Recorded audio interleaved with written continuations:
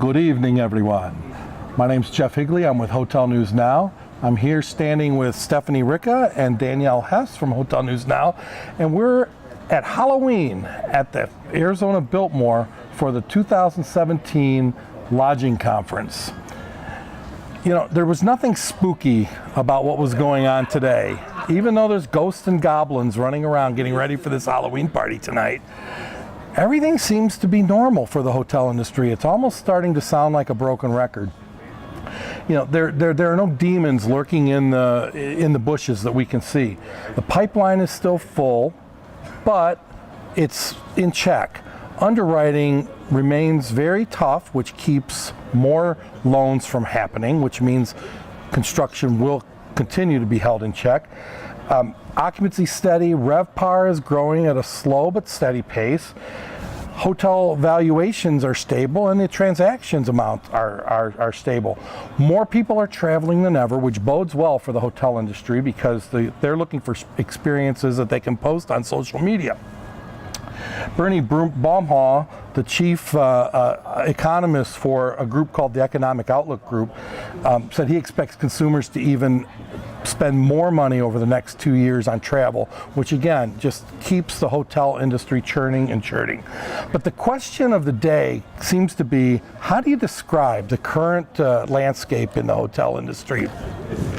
I ran into Tom Gachet, the COO of Davidson Hotels, and he said something that stuck with me the rest of the day. And he said it's really not necessarily optimism, it's more about realism.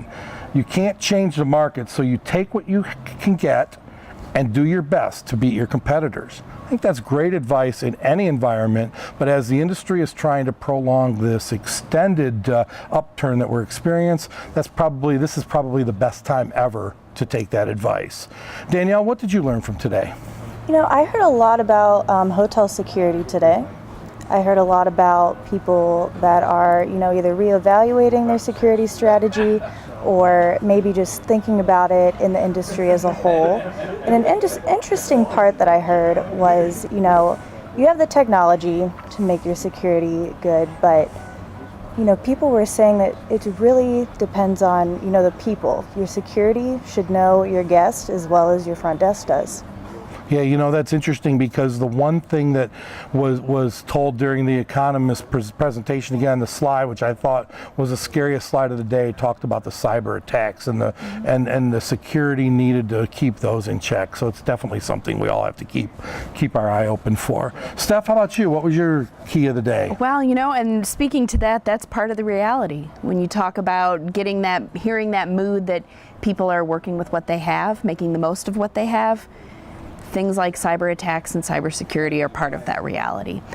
One thing you mentioned, Bernie Baumhall's talk, The Economist, this morning, when he mentioned that stat about people traveling more, it was in the context, which I thought was fascinating, about how consumer spending has hit such good levels that people have almost hit their peak in terms of the goods that they can buy, the things that they can purchase, and so that's where that shift to spending on travel and experience. And I heard that even today. I moderated a panel of owners in the private equity panel, and even those guys were talking about that value of experience as part of the whole travel picture and how they value hotels around it. So it's really a trend that's not going away, and I think that is hitting at a point in the global economy when we're able to do it and willing to do it. People are traveling and spending. So it's been a good feeling of optimism the first day here at the Lodging Conference.